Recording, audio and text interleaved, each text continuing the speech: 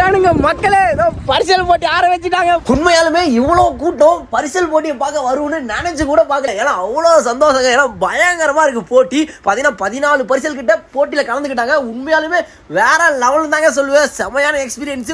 தடவை வாழ்க்கையில இப்பதான் தடவை பாக்குறேங்க. நம்ம பவானியில காவேரி ஆத்துல வேற லெவல்ல பரிசல் ஓடிட்டு இருக்குதுங்க.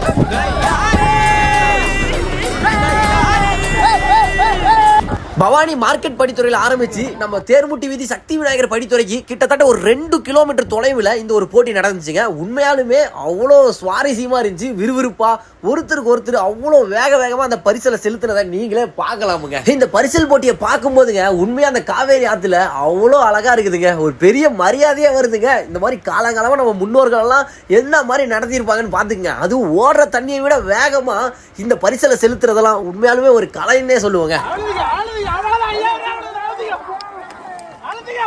பரிசல்கள் எல்லாம் படித்துறைக்கு பக்கத்துல வர வர மக்களுக்கு அந்த ஒரு ஆர்வம், உற்சாகம், அந்த ஒரு சத்தம் நீங்களே பாருங்களேன்.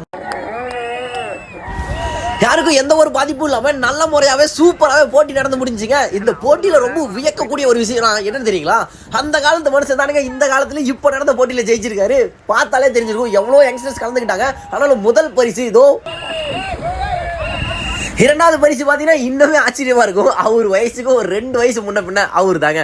அதுக்கு 3வது பரிசுமே எல்லாமே ஒரே ஏஜ் கேட்டகரியில கிட்டத்தட்ட அந்த காலத்து ஆட்கள் தாங்க. ஏன்னா அவங்க சாப்பிட்ட உணவு முறையிலேருந்து அவங்களோட உடம்பு வீரியம் வரைக்கும் எல்லாமே அப்படி இருக்குதுங்க. இதுல இருந்து என்ன தெரியுது? நம்ம முன்னோர்கள்லாம் நம்மளுக்கும் மேல மாவீரரா ரொம்ப ஆரோக்கியமா தைரியமா இதுலயே நம்ம தெரிஞ்சுக்கலாம் மக்களே. அப்புறம் என்ன நல்ல முறையாக போட்டி முடிஞ்சிருச்சு. உண்மையாலும் அந்த பரிசு தொகை கப்பு அப்படின்னு சொல்லி பயங்கரம் ஊரே கொண்டாடி அந்த ஒரு போட்டி நல்ல முறையாக நடத்தி முடிச்சு பரிசு தொகைகளையும் பரிசுகளையும் வழங்கிட்டாங்க.